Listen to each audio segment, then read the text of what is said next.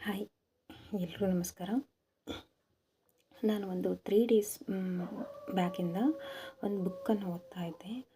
ಸುಧಮ್ಮ ಬರೆದಿದ್ದಂದರೆ ಸುಧಾಮೂರ್ತಿಯವರು ಬರೆದಂಥ ಬುಕ್ ತುಂಬ ಇಷ್ಟ ಆಯಿತಂಥ ಬುಕ್. ಮುಂದೆ ಎಷ್ಟೇ ಜನ್ರೇಷನ್ ಇರಲಿ ಅಥವಾ ಹಿಂದಿನ ಜನ್ರೇಷನ್ಗೆ ತುಂಬ ಇಷ್ಟವಾದಂಥ ಬುಕ್. ಅದರಲ್ಲಿ ಆ ಬುಕ್ಕದು ಫುಲ್ಲು 5 ಕ್ಯಾರೆಕ್ಟರ್ ಇದೆ. 5 ಕ್ಯಾರೆಕ್ಟರನ್ನು ಎಷ್ಟು ಚೆಂದಾಗಿ ಏನಾಕಿದ್ದಾರೆ ಅಂದ್ರೆ ಅಳವಡಿಸಿದ್ದಾರೆ ಅಂತಂದ್ರೆ ದ್ಯಾಟ್ ಕ್ಯಾರೆಕ್ಟರ್, ಆ ಕ್ಯಾರೆಕ್ಟರ್ ಏನದವಲ್ವ ಅದು ನಮ್ಮ ರಿಯಲ್ ಲೈಫ್ಗೆ ತುಂಬ ಹತ್ತಿರವಾದಂಥ ಕ್ಯಾರೆಕ್ಟರ್ ಇದೆ.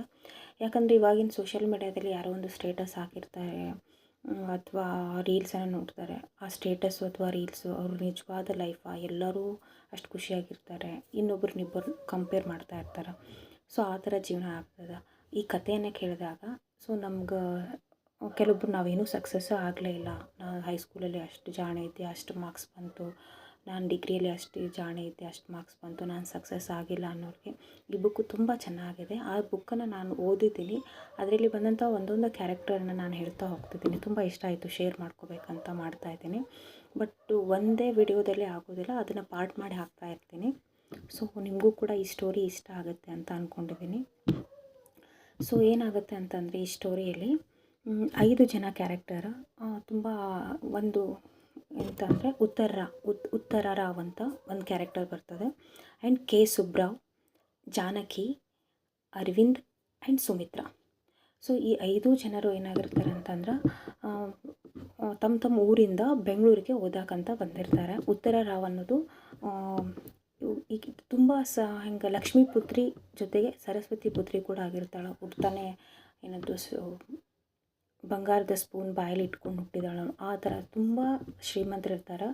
ಸೊ ಇವ್ರು ಬರ್ತಾ ಇರೋದು ಯಾವುದು ಅಂತಂದರೆ ಹೈದರಾಬಾದಿನಿಂದ ಬೆಂಗಳೂರಿಗೆ ಓದೋಕೆ ಟಾಟಾ ಇನ್ಸ್ಟಿಟ್ಯೂಟಿಗೆ ಬರಬೇಕು, ಅಪ್ಲೈ ಮಾಡಿರ್ತಾರೆ. ಅಫ್ಕೋರ್ಸ್ ಬರುತ್ತೆ ಅಂತ ಕನ್ಫರ್ಮ್ ಆಗಿರ್ತದೆ.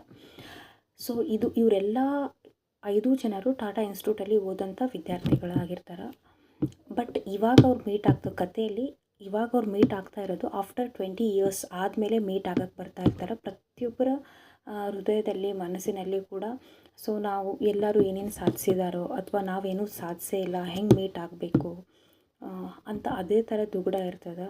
ಇವ್ರು ಬರಬೇಕಾತಂದ್ರೆ ಟಾಟಾ ಇನ್ಸ್ಟಿಟ್ಯೂಟಿಗೆ 20 ವರ್ಷದ ಹಿಂದ್ಗಡೆ ಬರಬೇಕಾಗ್ತದೆ. ವಿದ್ಯಾರ್ಥಿಗಳಾಗಿ ಆದಂಥ ಸಂದರ್ಭದಲ್ಲಿ ಬಿಸಿ ರಕ್ತನ ಇಡೀ ಜಗತ್ತನ್ನೇ ಗೆಲ್ತೀನಿ, ಸೊ ನಾನು ಯಾವ ಥರ ಅಂತಂದರೆ ನನ್ನ ಗುರಿಯನ್ನು ಸಾಧಿಸೋಕ್ಕಂತಲೇ ಬಂದಿದ್ದೀನಿ ಆ ಥರ ಅಂದ್ಕೊಂಡು ಬಂದಿದ್ದರು.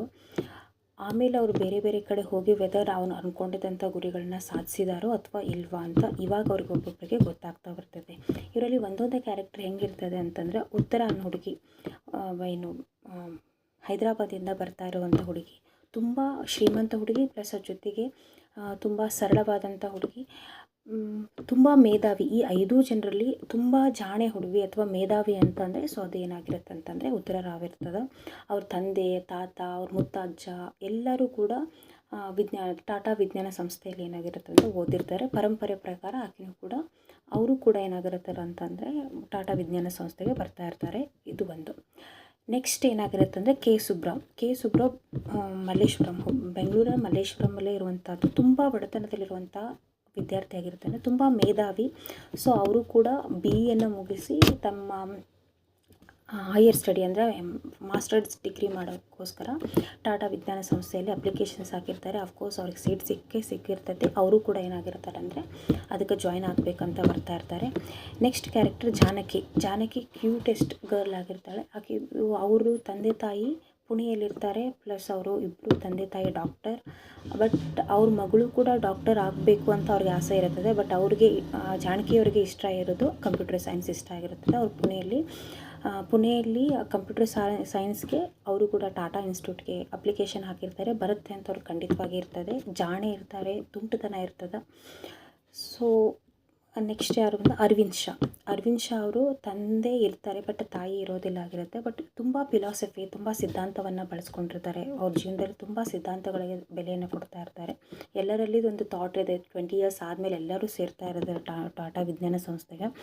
ಸೊ ತಮ್ಮ ಮೊದಲ ವಿದ್ಯಾರ್ಥಿ ಜೀವನದಲ್ಲಿ ಇದ್ದಂಥ ತಮ್ಮ ಸಿದ್ಧಾಂತ, ತಮ್ಮ ಜಾಣ್ಮೆ, ತಮ್ಮ ತುಂಟತನ, ತಮ್ಮ ಮೇಧಾವಿ ಇನ್ನೂ ಉಳಿಸ್ಕೊಂಡಿದ್ದಾರಾ ಅಥವಾ ಬದುಕಿನ ಏರಿಳಿತಗಳಲ್ಲಿ ಸಿಕ್ಕಾಕೊಂಡ್ಬಿಟ್ಟು ಅವೆಲ್ಲ ಹೋಗ್ಬಿಟ್ಟಿದ್ದಾವ ಅಥವಾ ಬದುಕಿನ ಜಂಜಾಟಗಳಿಗೆ ತಾವು ಅಡ್ಜಸ್ಟ್ ಆಗಿದ್ದಾರಾ? ಎಲ್ಲರೂ ಏನೇನು ಆಗಿದಾರಂತ ಒಬ್ಬೊಬ್ಬರ ಸಕ್ಸಸ್ಸನ್ನು ಎಂಜಾಯ್ ಮಾಡೋಕ್ಕೋಸ್ಕರ ಅದೇ ಟಾಟಾ ವಿಜ್ಞಾನ ಸಂಸ್ಥೆಯಲ್ಲಿ ಎಲ್ಲರೂ ಕೂಡ 20 ವರ್ಷ ಆದಮೇಲೆ ಈ 5 ಜನರು ಏನಾಗ್ತಾ ಇದ್ದಾರೆ ಅಂದರೆ ಜಾಯ್ನ್ ಆಗ್ತಾ ಇದ್ದಾರೆ. ಇನ್ನೊಂದು ಸುಮಿತ್ರಾ ಅಯ್ಯರ್ ಮೋಸ್ಟ್ ಇವರು ಸುಮಿತ್ರಾ ಅಯ್ಯರ್ ಅವರು ರಸಾಯನಶಾಸ್ತ್ರ ಅಂದರೆ ಪ್ರಾಣ, ನನ್ನ ಪ್ರಾಣ ಯಾವುದು ಅಂತಂದರೆ ರಸಾಯನಶಾಸ್ತ್ರ. ಅವ್ರ ಜೀವನ, ಅವರು ಕನಸು ಎಲ್ಲ ರಸಾಯನಶಾಸ್ತ್ರ ಅಂದರೆ ಕೆಮಿಸ್ಟ್ರಿ ಆಗಿರುತ್ತದೆ. ಅವರು PhDಗೋಸ್ಕರ ಟಾಟಾ ವಿಜ್ಞಾನ ಸಂಸ್ಥೆಗೆ ಏನಾಗಿರ್ತಾರೆ ಅಂತಂದರೆ ಬಂದಿರ್ತಾರೆ.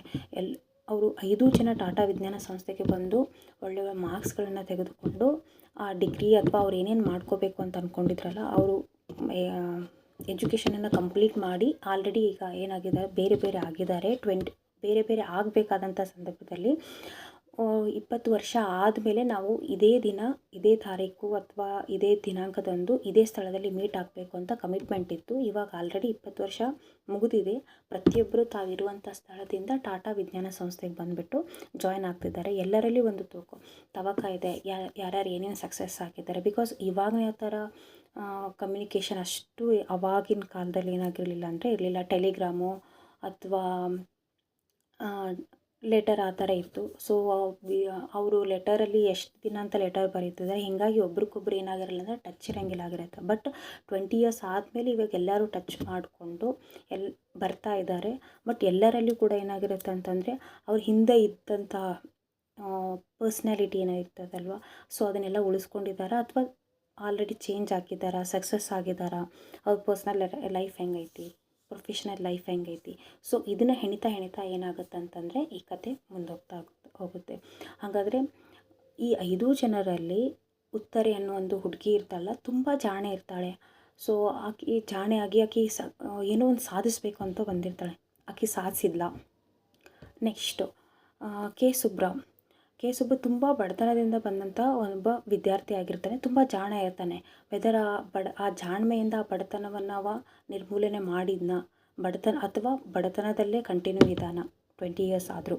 ಸೊ ಅದನ್ನು ಈ ಕತೆ ತಿಳಿಸ್ಕೊಡ್ತಾ ಇದೆ. ಜಾನಕಿ, ಆಕಿನ ತುಂಟತನ, ಆಕಿನ ಜಾಣ್ಮೆ, ಸೊ ಅದಿನ್ನೂ ಆ ತುಂಟತನದಲ್ಲಿ ಇದೆಯಾ ಅಥವಾ ಆಕಿನ ಬದುಕು ಆ ತುಂಟತನನ ಕಸ್ಕೊಂಡಿದೆಯಾ ಈ 20 ಇಯರ್ಸಲ್ಲಿ, ಅದು ಈ ಕಥೆಯನ್ನು ತಿಳಿಸ್ಕೊಡ್ತಾ ಇದೆ.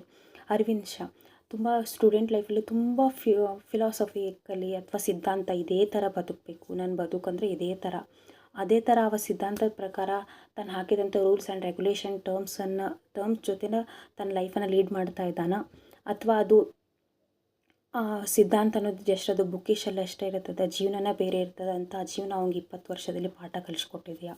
ಸೊ ಅದು ಈ ಕಥೆಯಲ್ಲಿ ಬರ್ತದೆ. ನೆಕ್ಸ್ಟು ಸುಮಿತ್ರಾ ಅಯ್ಯರ್, ಕೆಮಿಸ್ಟ್ರಿನೇ ತನ್ನ ಜೀವನ ಅಂತ ಅಂದ್ಕೊಂಡವರು ಇನ್ನು ಕೆಮಿಸ್ಟ್ರಿಯಲ್ಲೇ ಇದ್ದಾರಾ ಅಥವಾ ತನ್ನ ಪರ್ಸ್ನಲ್ ಲೈಫಲ್ಲಿ ಮುಂದುವರೆದಿದ್ದಾರೆ ಅಥವಾ ಕೆಮಿಸ್ಟ್ರಿಯಿಂದ ಅವ್ರು ಏನು ಸಾಧಿಸಿದ್ದಾರೆ. ಸೊ ಇದೆಲ್ಲ ಏನಾಗಿರುತ್ತೆ ಅಂದರೆ ಈ 20 ಇಯರ್ಸ್ ಆದಮೇಲೆ ಸೇರ್ತಾ ಇದ್ದಾರೆ. ಪ್ರತಿಯೊಬ್ಬರು ತಮ್ಮ ಕಥೆಗಳನ್ನ 20 ಇಯರ್ಸಲ್ಲಿ ಅವ್ರು ಏನೇನು ಸಾಧಿಸಿದ್ರು ಆ ಅಷ್ಟು ಫ್ರೆಂಡ್ಸ್ಗಳು ಸೇರಿ ಒಂದು ಟಾಟಾ ವಿಜ್ಞಾನ ಸಂಸ್ಥೆಯಲ್ಲಿ ಬಂದು ಸೇರ್ತಾ ಇದ್ದಾರೆ. ಅವರೆಲ್ಲರಲ್ಲಿ ಕೂಡ ಇದೇ ಥರ ತವಕ ಇದೆ. ಓಕೆ, ತುಂಬ ಚೆನ್ನಾಗಿ ತೊಗೊಂಡು ಹೋಗಿದ್ದಾರೆ ಸುಧಾಮೂರ್ತಿ ಅಮ್ಮ ಅವರು ಈ ಕಥೆಯನ್ನು.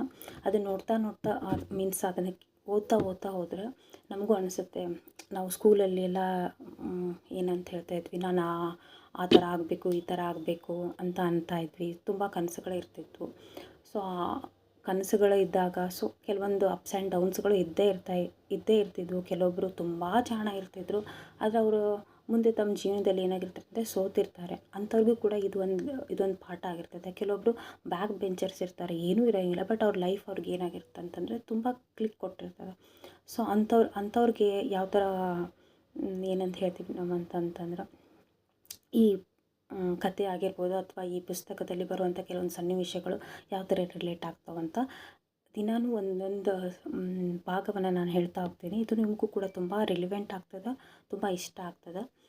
ಸೊ ನಾಳೆಯಿಂದ ನಾವು ಉತ್ತರರಾವ್ ಸ್ಥಿತಿ ಆಗಿರ್ಬೋದು ಅಥವಾ ಆಕಿನ ಜೀವನ, ಅವರ ಜೀವನ ಯಾವ ಥರ ಈ ಕಥೆಯಲ್ಲಿ ಮುಂದೆ ಹೋಗ್ತದೆ, ಮತ್ತು ಕೆ ಸುಬ್ರಾವ್, ಜಾನಕಿ, ಸುಮಿತ್ರಾ ಅವ್ರ ಜೀವನ ಯಾವ ಥರ ತಮ್ಮದು ಎಜುಕೇಷನ್ ಆದಮೇಲೆ ಯಾವ ಥರ ಜೀವನ ಕರ್ಕೊಂಡು ಹೋಗ್ತದೆ ಅಂತ ನೋಡೋಣ.